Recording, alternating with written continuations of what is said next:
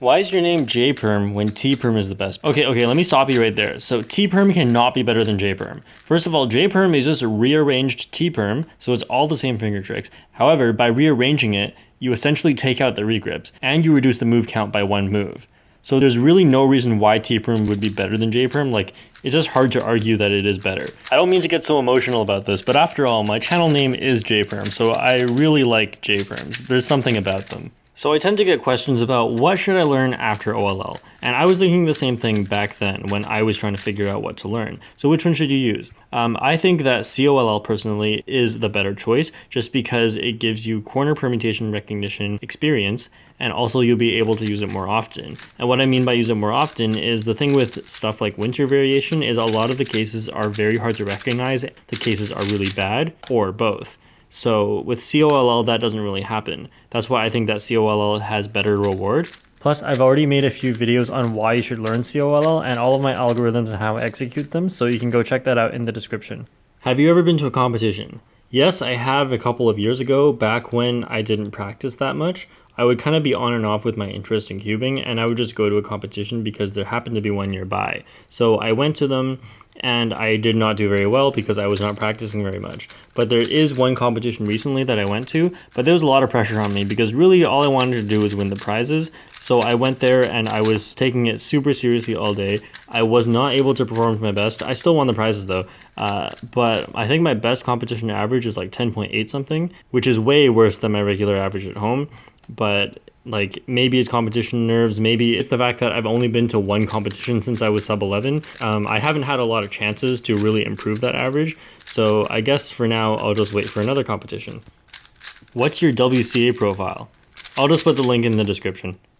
Are you on Facebook? Well, I'm not really sure how I'm supposed to answer this question. Am I supposed to have a channel Facebook page, like one called JPerm, or do you mean my private Facebook page? And I'm not really sure, so maybe you guys could help me out with how I'm supposed to answer this one. What's your story? So I've been cubing for a very long time, but I didn't take it seriously that whole time. A lot of it, like maybe a couple of years, were just on and off with the beginner method, and I actually got to like sub 40-ish with the beginner method on a Rubik's brand cube, like without lube. That's just how hard it was back in the day. Like, a lot of new cubers today might think of this as horror stories, but when you have to buy a Rubik's brand that has friction that like starts to squeak and make you want to die, and then you decide to put Vaseline in it because that is the accepted way to lube it until Vaseline starts to eat away at your core. So it becomes acceptable to put in Vaseline for like a few days or a couple of weeks to the point where it rots away part of your core just so that there's less friction, and then you clean out the Vaseline and do a proper lubrication, which is with silicone spray.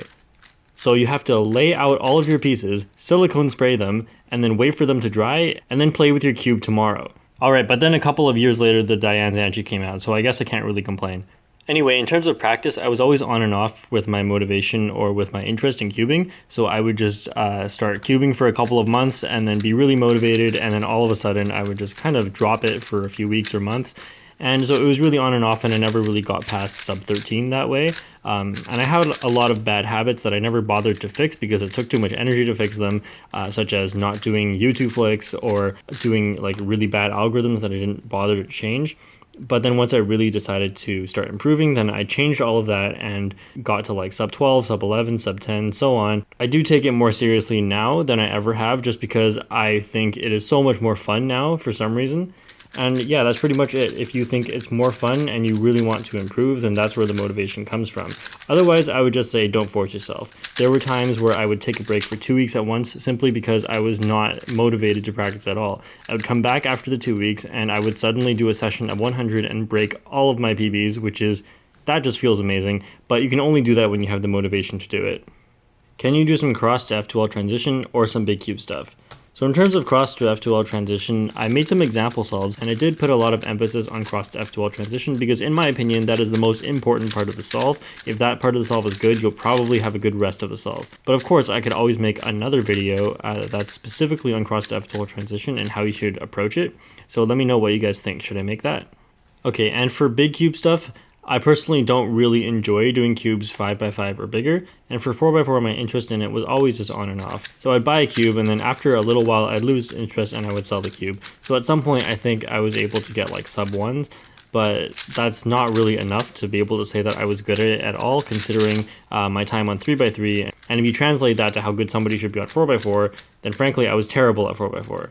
If my interest in it comes back, then of course I will start practicing it again. But as for now, I don't even own a 4x4, so yeah, I can't really make any videos on that. So I'm getting some requests on things for advanced cross. Now I don't really know what an advanced cross means, because either you build your cross efficiently or you add things onto it such as X cross, but I can't really think of anything else. So I was wondering if you guys could clarify this, and if any of you know what you mean by advanced cross, then just say a little bit more on that. And then for the next part of this question, should you memorize the algorithm to solve the cross during inspection, or plan the cross during inspection and solve it by visualizing in your mind? During inspection, I think what I do is I visualize what my fingers are going to do, and I've done a lot of these finger tricks many times to be able to recognize the patterns, so then I can kind of go into a solve with the cross often as partial muscle memory, because I've done so many different crosses, right?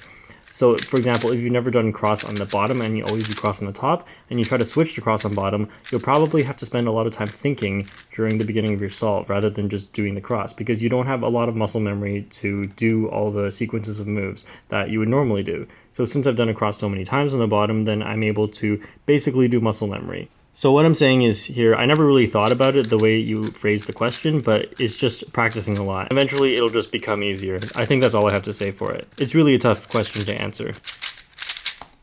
How did CFOP become the most used speed cubing method? The beginner method is really easy to learn, really easy to teach. And for example, ZZEO line, you might be able to teach that to somebody if you were good at teaching it. But for layer by layer, for example, that as a beginner method is extremely easy to teach, and it's easy to remember. There aren't that many rules, and you kind of just solve piece by piece. So I think that is what makes it so easy for a beginner to grasp, and you just kind of do one thing over and over until you get it. You might say that's boring, but I say that's easy to remember. And then for Rue as a beginner method, I just feel like there haven't been a high enough number of tutorials that are very easy to get for Rue as a beginner method. Besides that, there's nothing wrong with Rue as a beginner method. I just think that layer by layer is still an easier beginner method to learn. And then CFOP definitely gets the best results, either because it's the best or because it's the most popular. So I'm not claiming that it's the best here, but obviously being the most popular will help it to get better results as well, because there will be a higher chance that somebody who can end up being very skilled at the cube will pick up CFOP. There are more chances for records to be broken using CFOP because more people are solving with it. There will also be a higher number of people at the top, which encourages a higher number of people who are just learning to pick up the same method. Do you know any OLLCPs or ZBLLs? I'll put a link in the description of a video I made a while ago that is on OLLCPs that I knew back then, but I know a few more now. And for ZBLL, I know a few, but right now I'm trying to go through and learn all of 2GLL. It's the ZBLL subset that has all the corners permuted. But additionally, if you want to see finger trick stuff, it's all over my channel. I have a finger trick video for soon and some other random finger tricks I threw in there. I also have the very first video I ever released was called 11 finger tricks every cuber should know. So I'll also link that in the description if you want to check it out. And then I also show all the finger tricks for all my PLLs and all my COLLs, which will also be in the description, which is a lot of videos, but I think finger tricks are important. So there you go. So in a lot of my videos, I tend to get straight to the point because that's what I think about tutorials. They should get straight to the point. But for a video like this, I tried to go a little bit more in depth and be a little bit more talkative. And I was wondering if you guys like that for this kind of video. Let me know what you guys think of the style of this. So thanks for watching. Feel free to leave video suggestions, and if I don't reply to your video suggestion, it's probably because I'm in the process of making it, and then my reply to you will be releasing that video. So thank you for subscribing, thank you for watching, and I will see you next time.